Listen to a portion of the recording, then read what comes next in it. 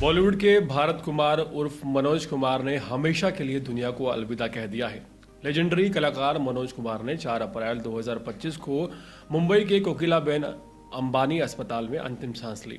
उनके निधन पर उनके बेटे कुणाल गोस्वामी का बयान सामने आया कि मनोज कुमार लंबे समय से बीमार चल रहे थे और पिछले 2-3 हफ्तों से अस्पताल में भर्ती थे। उनका अंतिम संस्कार कल सुबह 11 बजे विले पार्ले के नानावटी अस्पताल के सामने पवन हंस में किया जाएगा। मनोज कुमार के परिवार ने प्रधानमंत्री नरेंद्र मोदी को उनके ट्वीट के लिए धन्यवाद भी दिया है। भारतीय मूल्यों और देशभक्ति को अपनी फिल्मों में मनोज कुमार ने इतनी गहराई से दिखाया कि लोग ही उन्हें भारत कहने लगे।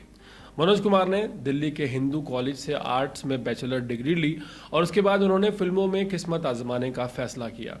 फिल्मों का चस्का उन्हें दिलीप कुमार को स्क्रीन को देखकर आया। उनके एक किरदार को देखकर मनोज कुमार ने अपना नाम तक बदल लेने का एक बड़ा फैसला लिया। मनोज कुमार भारतीय सिनेमा के एक बेहद सम्मानित और आइकॉनिक अभिनेता, लेखक और निर्देशक हैं। उनका असली नाम हरिकृष्ण गिरी गोस्वामी है, लेकिन फिल्म इंडस्ट्री में वे मनोज कुमार के नाम से मशहूर हुए।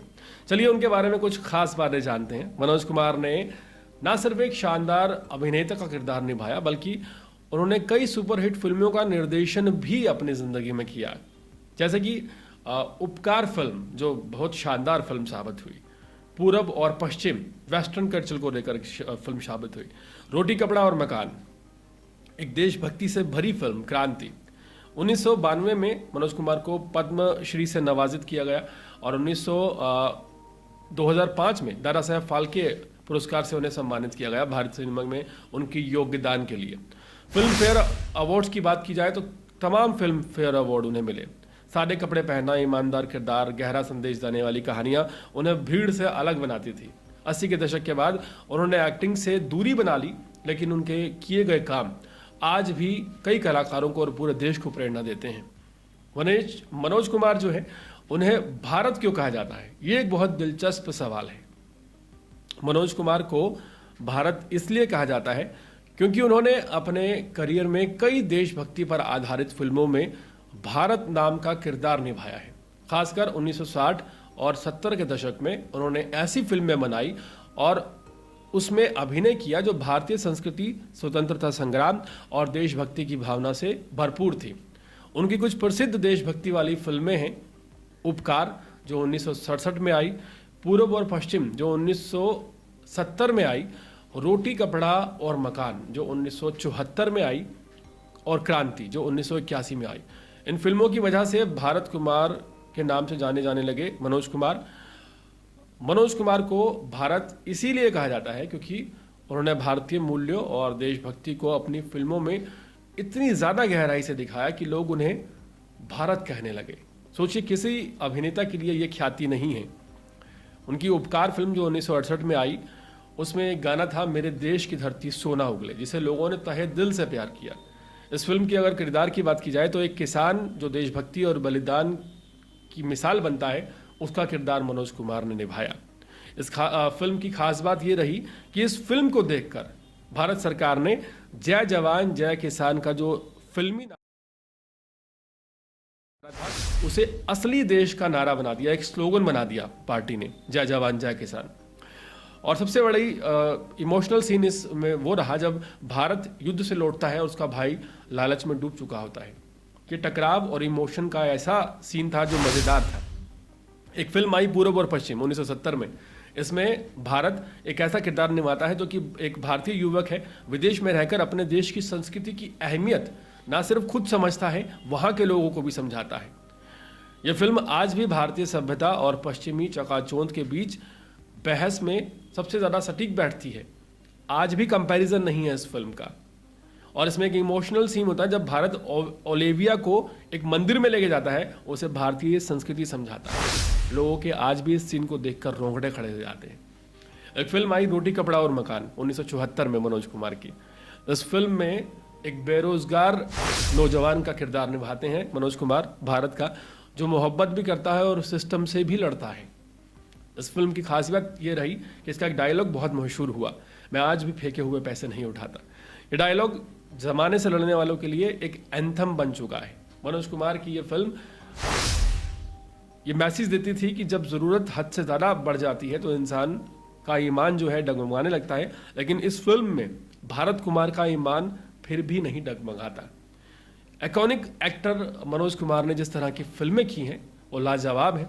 एक फिल्म उनकी आई जिसका नाम था शिरडी के साईं बाबा 1977 में। इसके निर्देशक अशोक वी भाटिया थे और मुख्य भूमिका साईं बाबा के रूप में सुधीर दलवी ने निभाई। मनोज कुमार का रोल जो था इस फिल्म में एक ऐसे युवक की भूमिका में था जो भौतिकता से परेशान होकर अध्यात्म की ओर आता है, एक वैज्ञानिक भक्ति भाव में आ जाता है। यह फिल्म साईं बाबा के जीवन और उनके चमत्कारों पर आधारित है। फिल्म दिखाती है कैसे साईं बाबा ने धर्म, जाति पाति, अमीरी गरीबी जैसे भेद मिटाकर इंसानियत का संदेश दिया। मनोज कुमार का किरदार इस फिल्म में एक श्रद्धालु की तरह साईं बाबा के सानिध्य में आता है और उनकी सोच बदल जाती है। इस फिल्म ने ना सिर्फ भक्तों को ही बल्कि आम दर्शकों को भी प्रभावित किया। उस दौर में जब मनोज कुमार को देशभक्ति की छवि के लिए जाना जाता था, ये फिल्म उनके आध्यात्मिक पक्ष को दिखाती है। आज भी साईं बाबा के में श्रद्धा रखने वाले भक्तों के रोंगटे इस फिल्म में मनोज कुमार की भक्ति को देखकर खड़े हो जाते हैं। उनका रोल इतना परफेक्ट है कि वो पुराना नहीं हो सकता। सबसे ज़्यादा खास बात यह है, ओल्ड इज गोल्ड की तरह 1981 में क्रांति फिल्म आई। इसमें सभी बड़े कलाकार थे, दिलीप कुमार, शशि कपूर, हेमा मालिनी, शत्रुघ्न सिन्हा। मनोज कुमार का रोल एक क्रांतिकारी सेनानी का था जो अंग्रेजों से भारत को आज़ाद कराने के लिए अपनी जान झोंक देता है, पूरी जान लगा देते हैं। इस सीन में वो कहते हैं कि गुलामी की जंजीरों से आज़ादी की कीमत बहुत ज़्यादा होती है। इस फिल्म के गाने बहुत मशहूर हुए। ये फिल्म भारत के स्वतंत्रता संग्राम पर बनी सबसे भव्य फिल्मों में से आज भी एक मानी जाती है। जिंदगी की न टूटे लड़ी गाना आज भी बहुत फेमस है। मनोज कुमार के स्टाइल और छवि बिल्कुल सीधे सपाट संवाद वाली है, बिना ज़्यादा ग्लैमर के, लेकिन हर शब्द उनके दिल से निकलता है। उनका कैमरा एंगल अक्सर चेहरे के आधे हिस्से पर जूम होता था। इसे लोग भारत कुमार एंगल भी कहने लगे।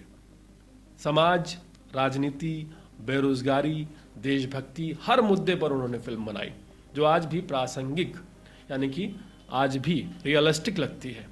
मनोज कुमार साल 1995 में रिलीज हुई फिल्म मैदान जंग के बाद फिल्मी पर्दे पर नजर नहीं आए, लेकिन कुछ विवाद ऐसे रहे जिनकी वजह से वे सुर्खियों में छाए रहे। उनका ऐसा ही एक मामला हुआ था बॉलीवुड अभिनेता शाहरुख खान के साथ। शाहरुख खान की एक हरकत से वो नाराज हो गए थे। मनोज कुमार ने उन पर मानहानि का दावा ठोक दिया था और वो भी 100 करोड़ रुपए का। इसके बाद शाहरुख खान को अपनी गलती का एहसास हुआ। शाहरुख खान ने माफ़ी मांग ली। ऐसे में उन्होंने मानहानि का दावा वापस ले लिया, लेकिन दोबारा उन्होंने एक ऐसी गलती कर दी कि भारत कुमार से मशहूर मनोज कुमार उनसे फिर खफा हो गए। मनोज कुमार के निधन के बाद शाहरुख खान ने ट्वीट कर उनके लिए दिल छू लाने वाले शब्दों से श्रद्धांजलि दी है। हालांकि मनोज कुमार इस दुनिया में अब नहीं है, लेकिन उनके काम की वजह से वो हमेशा अमर बने रहेंगे। मनोज कुमार की कौन सी फिल्म या कौन सा डायलॉग आपका फेवरेट है, हमें ज़रूर बताएं और इसी तरह के अपडेट्स उठाने के लिए देखते रहिए अर्पण न्यूज़। बहुत बहुत शुक्रिया।